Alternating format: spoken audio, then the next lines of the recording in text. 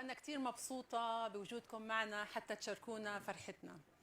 يعني الحمد لله اليوم يوم كتير عزيز علينا، ولعائلتنا الكبيرة بقول إنه إذا ما وسعتكم بيوتنا توسعكم قلوبنا، والفرحة وحدة.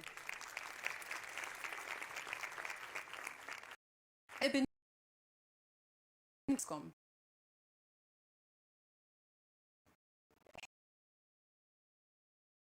حسين هو فرحتي الأولى، ابن البكر،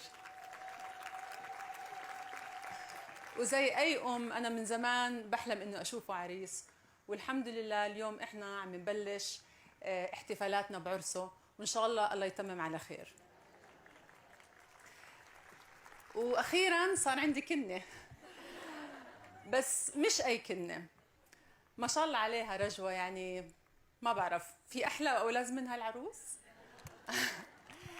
جد غلاوتها من غلاوة إيمان وسلمى. يعني أنا بتذكر من كم من شهر لما إجا حسين وخبرنا أنا وسيدنا إنه نوى إنه يتجوز، قديش كانت فرحتنا. رجوة هي أحلى رجاء مني لرب العالمين لحسين. إن شاء الله يا رب الله يسعدكم ويوفقكم ويخليكم لبعض، وإن شاء الله دائما بتكونوا سند وفرحة بعض.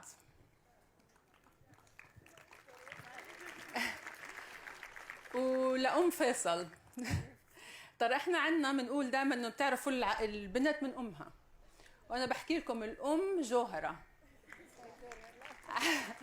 عزة انا بعرف، انا كنت بمحلك قبل شهرين وبعرف انت كيف شاعره، بس بدي اطمنك انه رجوة بعيوننا وبعيون حسين، وهي بين اهلها وناسها، فاطمئني عليها. بتعرفوا احنا كأمهات يعني احنا ايش بدنا من الدنيا غير انه نشوف اولادنا مبسوطين ومرتاحين.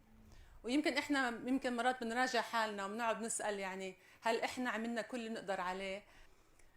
وانا بالذات لانه يمكن هاي عمري ما حكيتها، بس سيدنا الله يرحمه قبل ما يتوفى لما كان بالمستشفى وعرفنا انه تعبان، انا وعدته وعد، قلت له حسين رح يتربى زي ما انت بدك فما تهكل هم.